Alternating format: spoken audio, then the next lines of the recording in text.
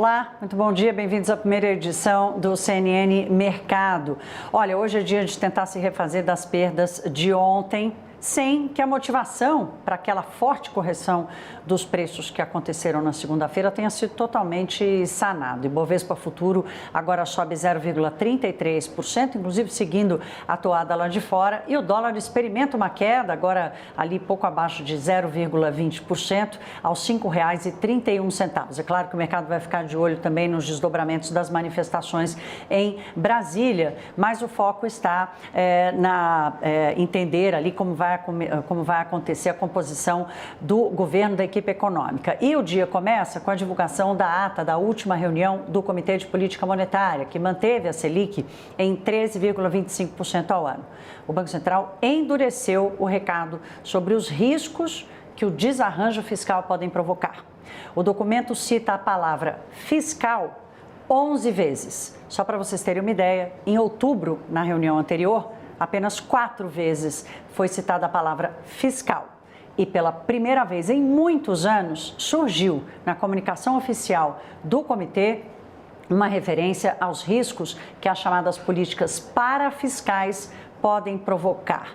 Entre eles, a perda da potência da política monetária, isso dito claramente no documento. Em português, o BC disse claramente que a alta dos juros vão perder efeito se algumas escolhas forem feitas pelo novo governo. Vou dar 2 destaques. Mudanças em medidas parafiscais, citados por eles, numa referência clara ao debate sobre a volta do protagonismo dos bancos públicos no crédito, via BNDES, via Banco do Brasil, especialmente, e citou também, entre aspas, que uma reversão de reformas estruturais, aqui eu cito o documento, podem provocar essa perda de eficiência da estratégia do Banco Central. Aqui os diretores do BC estão tratando sobre os rumores de mudanças na TLP do BNDES, na lei das estatais, entre outras. Bem, segundo a ata do Copom, o controle da inflação vai depender não só do arcabouço em si, ou seja, das regras, como também da magnitude, quer dizer, do tamanho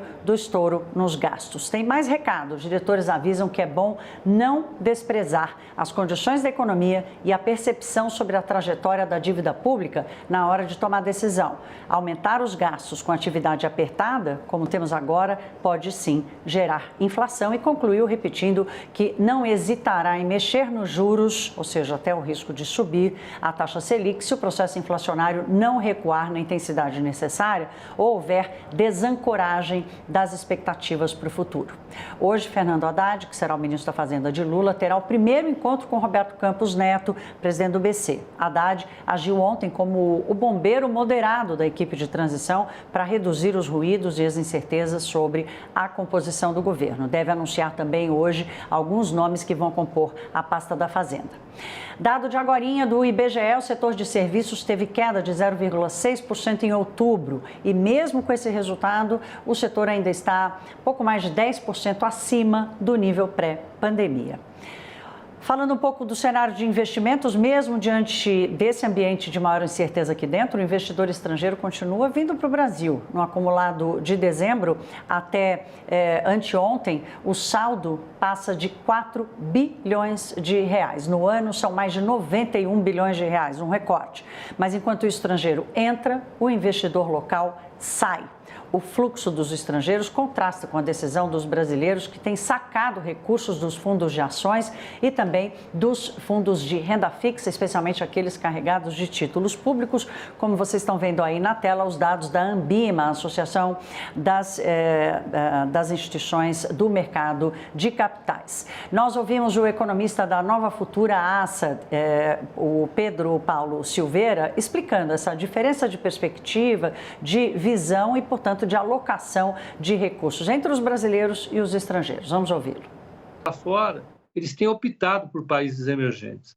Eles têm visto que o prêmio de risco embutido nos países emergentes é melhor do que aquele que está para os países avançados. As bolsas de emergentes podem oferecer uma relação risco-retorno melhor e eles têm optado marginalmente por colocar alguma coisa nos países emergentes. Se você for observar, 1,5 bilhão, 3 bilhões de reais em investimento estrangeiro aqui no Brasil, não dá 1 bilhão de dólares, hoje é muito pouco. para o volume que eles administram lá fora.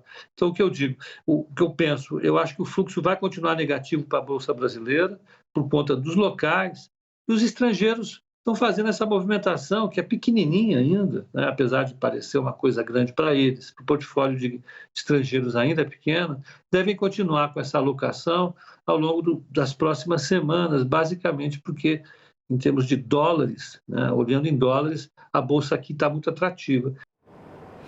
Bom, falando rapidamente sobre o mercado lá fora, as bolsas seguem ali num ritmo de recuperação na expectativa pela divulgação do índice de inflação dos Estados Unidos, que sai daqui a pouquinho, às 10h30 da manhã. A expectativa é de que tenha havido ali um arrefecimento na inflação americana, o que pode ter deixado o pico do índice para trás. Nós vamos trazer todas essas informações e atualização no próximo CNN Mercado. Eu volto ao 12h45 com essas atualizações para vocês. Até lá!